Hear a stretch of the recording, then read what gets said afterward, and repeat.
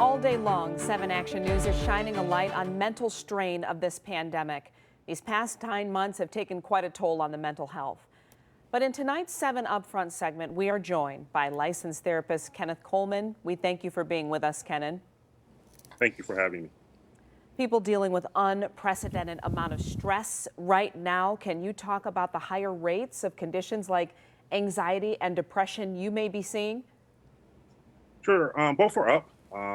The process that we're trying to use is help people manage the moment. Oftentimes when you have stress and anxiety, it's because your thought process hasn't created a plan for what's right in front of you.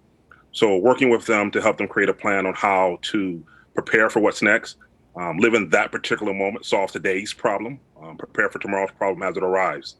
I think that's the best approach that people can use to help them manage the stress. Like a one step at a time, if you will. Absolutely. Well, what about those people, concerned throughout the community who are afraid to seek treatment during the pandemic?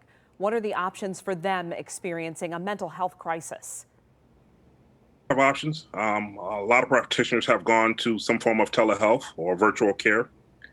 So they can call and have an appointment with a therapist through either some kind of platform, whether it's Zoom or whatever that particular organization may be using to interact with their clients. That's a safe platform where they're still maintaining that client's confidentiality. And if it's beyond that, then obviously there's still emergency rooms that are still there. Majority of hospitals have protocols in place to ensure as you enter into their facilities, you're going to be safe as you receive and access care, no different if you were accessing care on a medical side. So care is still available. Therapists are still available.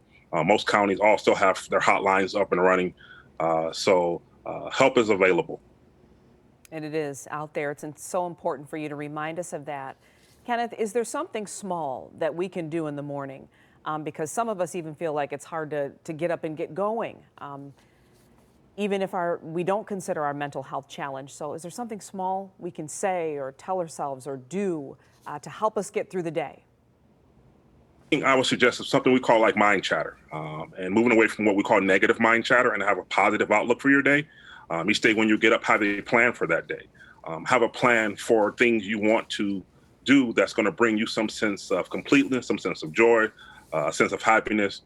Because the more things that you're doing that creates your sense of normalcy or create a sense of normalcy for you ongoing, it helps manage that tension, it helps manage that anxiety, it helps manage that level of depression. So that one small thing is your focus. It's focus on what positive thing you're going to do that particular day. If for whatever reason it doesn't occur, remember you still have tomorrow, but you're still focusing on today. Appreciate that. Thank you for that. The holidays can amplify this situation, during the pandemic, of course. And how can people manage their mental health over the next few weeks? I think the biggest thing is, once again, is looking at that mind chatter, the conversations that you're having with yourself. I think for a lot of clients that I've dealt with in the past, it's that personal conversation you're having with no one else but yourself and what you're telling yourself. What you're telling yourself about yourself, what you're telling yourself about your interactions with others, and then how do you process that information? You can't necessarily control what other people do. You can't control the environment. We can't control the weather.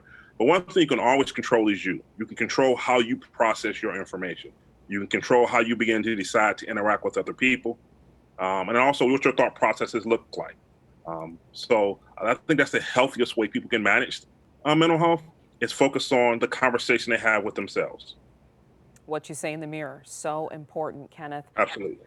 We certainly appreciate your time. Thank you so much for joining us with your insight tonight.